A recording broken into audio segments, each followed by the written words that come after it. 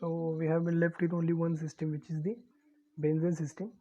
So for benzene system there are 6 carbon atoms, okay, and this is the only example which we are seeing for the ring system or cyclic system, okay. So what will be the changes in the cyclic system and how this affect the overall energy of a given cyclic system, we will see in this whole HMO theory, okay, applicable for this cyclic system. So there are total 6 carbon atoms which are in the attached to in the cyclic manner. So there are what, 6 pi orbitals or 6 pz atomic orbitals, okay, atomic orbitals that will be take participation in the given HMO formation, okay. So there are 6 carbon atoms as well as 6 2pz orbitals. So for psi is what, a1p2 a1p1 plus a2p2 up to a6p6, okay. And the secular equations in terms of this determinant will be obtained likewise, okay. So what is the secular determinant? The secular determinant, first of all we need to write the diagonal elements, okay.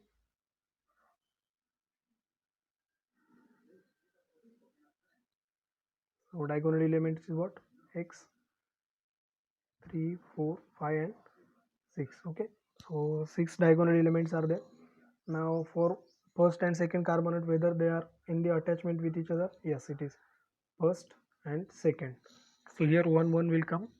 Then first carbon atom is also in attachment with what, 6 carbon atoms, so their last carbon should be having 1, so other remaining values are 0, okay. Now for second carbon atom, it is attached with what, first carbon atom and third carbon. So first it will come 1 and for third also it will come 1 and the rest of the things are 0.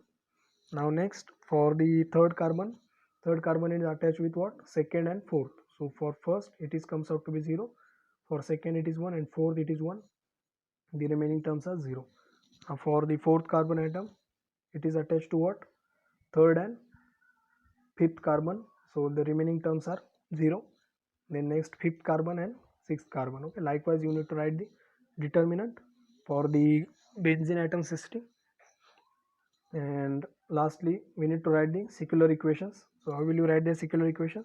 We just multiply the determinant by using the obtained determinant by using simple a1 a2 a3 a4 up to a6, okay. So this whole benzene atom system containing how many terms? Total 6 terms are there. So this procedure is quite lengthy for obtaining the solution or the polynomial for the given system, because it is a 6 order system. So we will get the equation in terms of x raised to 6, okay. So this is the determinant which we are like going to obtain for the corresponding benzene atom system. So for such equations we need to like, for solving the secular equation we have to use the this method, okay, that similar method that we have used for all the system. This is equals to 0, this is will give you the secular equations applicable for this system. But these equations will having the power of 6 because this all terms are got multiplied together, okay, diagonal terms. So equation must be having the order of 6. So in order to solve such equations we'll be have to do the lots of procedure, okay. So we'll directly use that equation.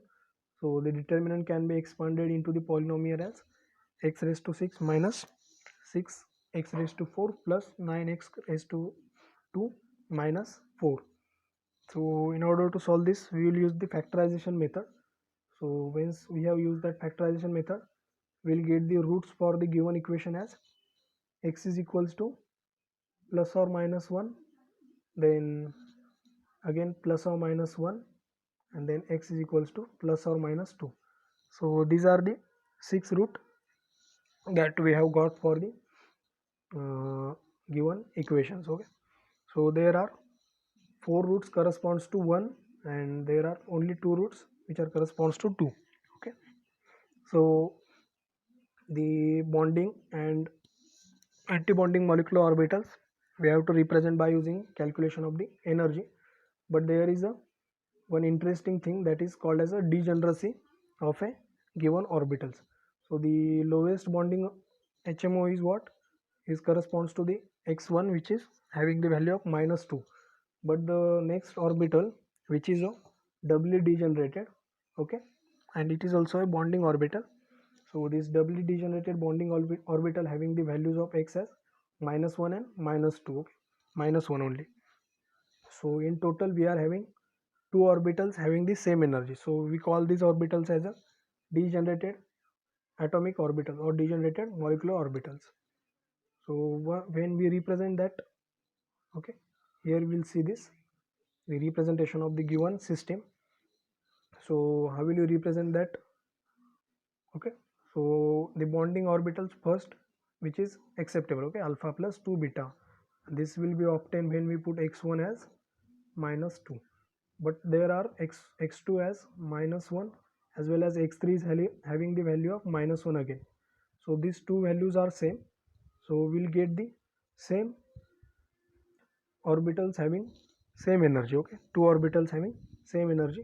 So this E2 and E3 are having same energy, so these two orbitals are called as a degenerated energy levels, okay, degenerated energy levels.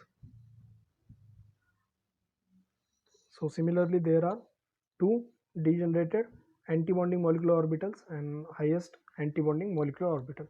So in total we are having the 6 antibonding molecular orbitals.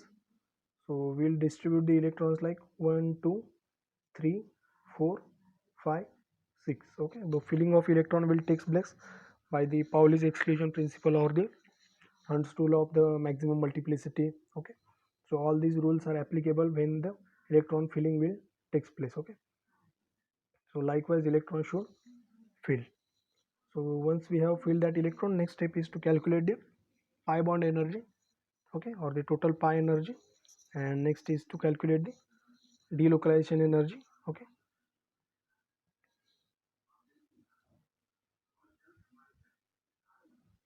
So once we have obtained that energies for the benzene atom system, next we will try to get the solution for the our wave equations, okay. So this normalized lateral type orbitals are already given to us because these procedures are quite lengthy to obtain that wave equations. So we are not going that detail of that derivation part. We will directly use this, okay, wave equations. So psi1 is what? 1 upon root 6 and addition of all the wave equations. Then second wave equation is the, okay, 1 upon root 6. So psi 2 is having how many nodes are there? So for psi 2 there has to be only one node, okay. Similarly for psi 3, psi 4, okay. So we just need to have the increasing number of nodes. So the questions might become based upon the number of nodes in the given equation or the how many types of orbitals are there, and what is the symmetry of that given orbitals for the given system, okay. So this is all about the this whole unit, that is the quantum chemistry part 2. So in this unit we have finished with various system like rigid rotor, then hydrogen atom problem or the hydrogen like atom problem, means helium plus or lithium plus. Then we have tried to obtain their solution of R, T and F equations for each system.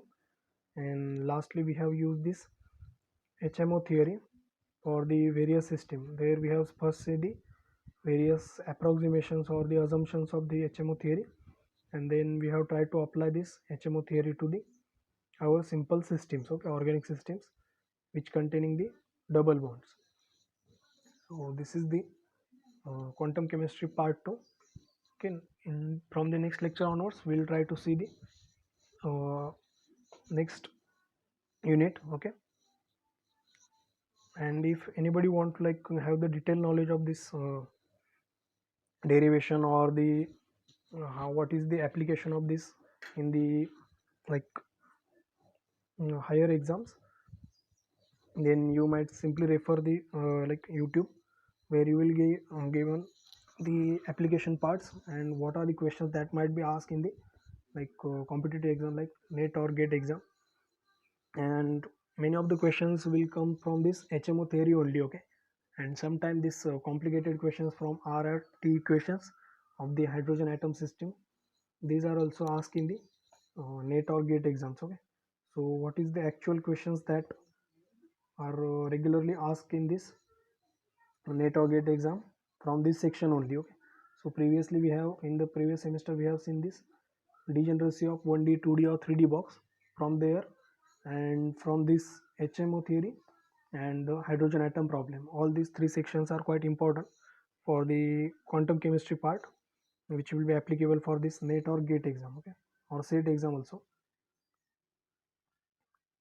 So if anybody want to like have the reference for this exam, then you may go through the detailed videos of the YouTube. So there are lots of videos which will give you the idea about how that questions might be asked. Okay, so from next lecture onwards we'll start with the new unit. Thank you.